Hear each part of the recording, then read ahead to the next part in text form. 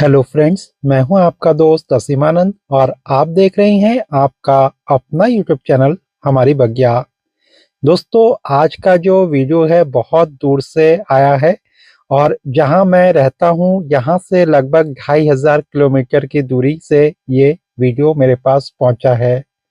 दोस्तों, ये वीडियो मेरे पास आया है अंडमान से, जहां की गार्डनिंग का अभाव है। मोस्टली लोग गार्डनिंग नहीं करते हैं। वहाँ पर जो गार्डनिंग की शुरुआत की थी वो की थी कल्पना जी ने,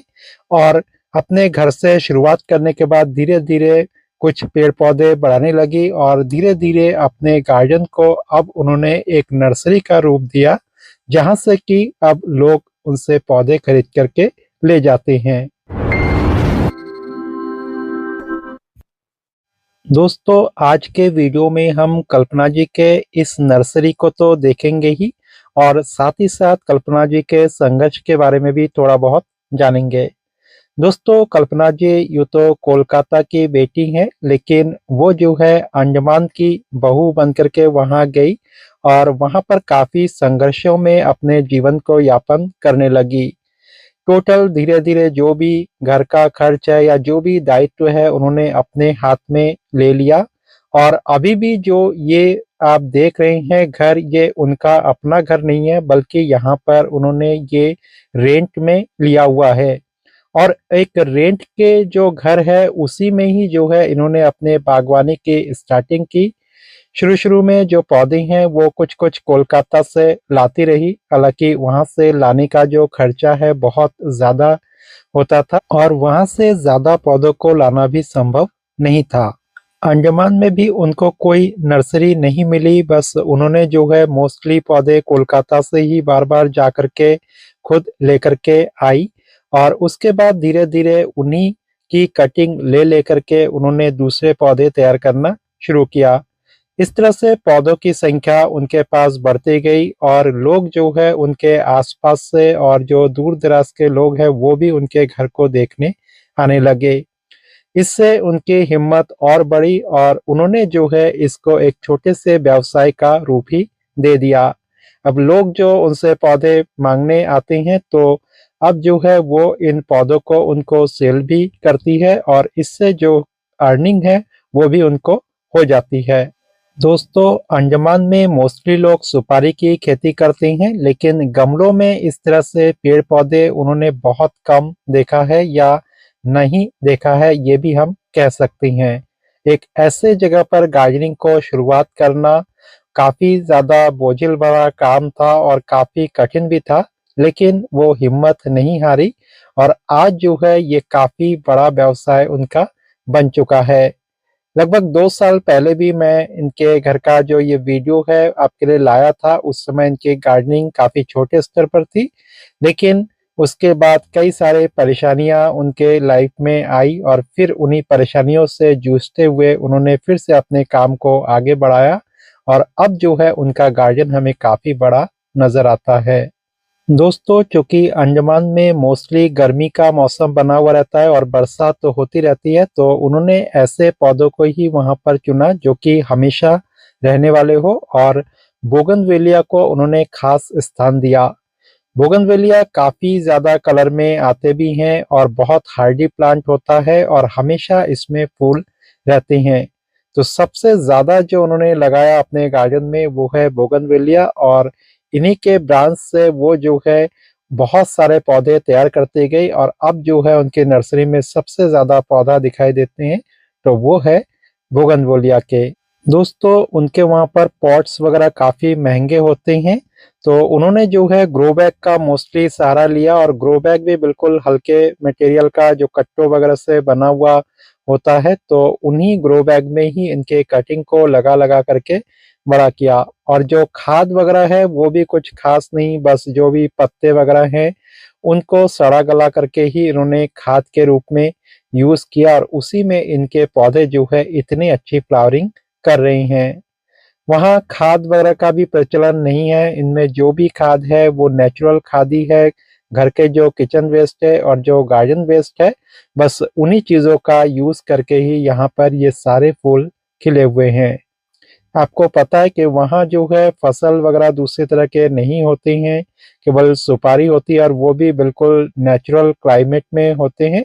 तो इसलिए वहाँ पर किसी भी तरह का खाद का मिलना भी बहुत ज़्यादा मुश्किल होता है।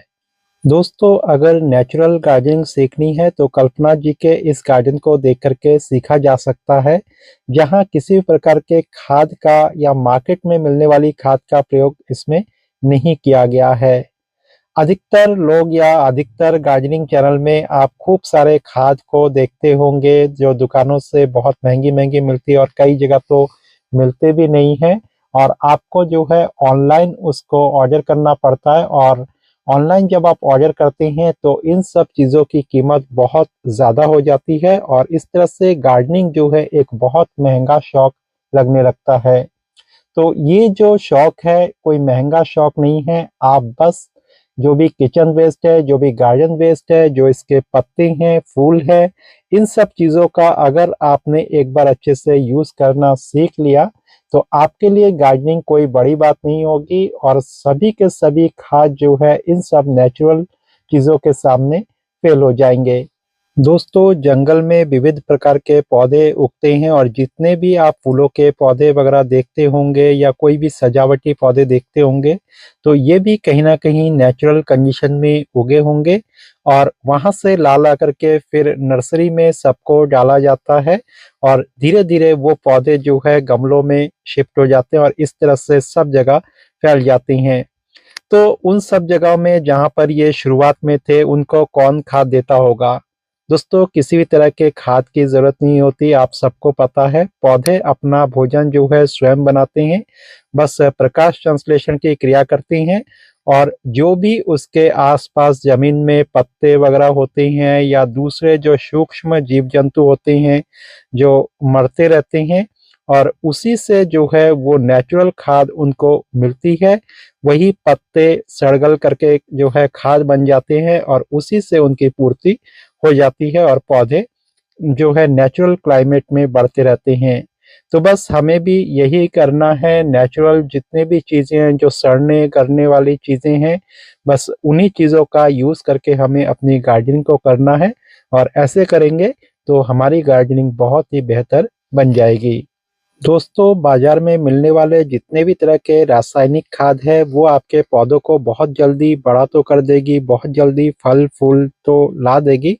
लेकिन इसकी जो लाइफ होती है वो बहुत ज़्यादा नहीं होती है और खर्चा भी आपका बहुत ज़्यादा बढ़ जाता है। इसके बजाय धीरे-धीरे थोड़ा-सा अगर आप सीख लेंगे किस तरीके से नेचुरल खाद का प्रयोग किया जाए और घर की जो साग-सब्जी या गार्डन में जितने भी वेस्ट हैं, उन सब का कैसे यूज़ किया जाए, तो आपकी गार्डनिंग बहुत ही बेहतर हो सकती है। बस थोड़ा-सा इसमें आपको कुछ चीज़ों को मैनेजमेंट करना होता है और जो लोग जल्दबाजी में रहते हैं, तो उनके लिए बस यही रास्ता है कि वो मार्केट के जो बने-बनाए खाद है, उसका यूज़ करें और अपने पौधों में दें और फटाफट से अपने पौधों में ग्रोथ भी ले ले और फल-फूल भी ले ले। लेकिन इस तरह की गार्डनिंग हमेशा ही शॉर्ट लाइफ वाली होती है और ऐसे जो गार्डनर होते हैं बहुत लंबे समय तक गार्डनिंग को कर भी नहीं पाते,